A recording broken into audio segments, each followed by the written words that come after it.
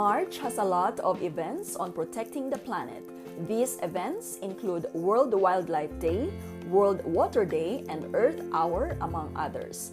These events highlight safeguarding the ecosystem necessary for the survival of humans and all living things.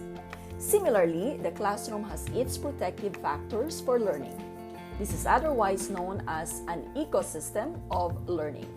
This is your host, Hurley, for another episode of the Learning Essentials podcast, Learning Ecosystem 101. What is a learning ecosystem? It involves the educator, the learner, the curriculum content, the learning strategies, and many more components that form the ecosystem. A learning ecosystem thrives well when there is a collaboration among stakeholders, diversity among learners, creativity and flexibility in using classroom materials and resources, accessibility to technology, and equal opportunity for learners to study. Let me share some reflections on my teaching practices that have helped me succeed in this profession for close to 20 years. I thrive because of my commitment to doing research, networking, and continuous learning. How does research enhance the learning ecosystem? As an educator, I have been involved in research undertaking since my university teaching to facilitating ESL classes. One of the papers I've presented at the start of the pandemic is about the 3 P's of online teaching. In this presentation, I discovered the value of preparation, program plan, and platforms essential in transitioning from face-to-face classrooms to learning online. How does networking expand the learning ecosystem? I have been part of the committee advocating for teachers' concerns. I have been a member of professional organizations that help me connect with the right individuals in my field and provide me with an opportunity to do professional development, access resources, and collaborate with fellow instructors.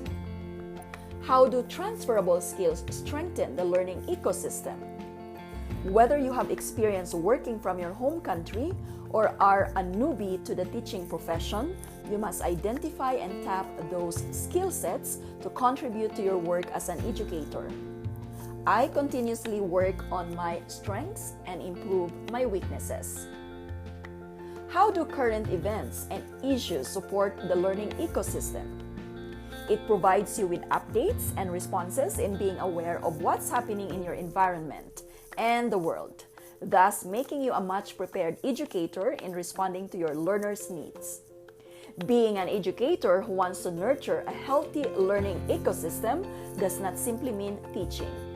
It involves a dynamic process of doing research, expanding your network, enhancing your transferable skills, and being mindful of the events and your environment. As an educator, have we empowered ourselves in building a healthy learning ecosystem? What support have we got in ensuring a sustainable ecosystem? To what extent have we engaged learners in building this ecosystem of learning? As Benjamin Franklin said, "Tell me and I'll forget. Teach me and I remember. Involve me and I learn." Thanks for listening, following, and subscribing to the Learning Essentials podcast. Let us build a sustainable learning ecosystem today and for generations to come.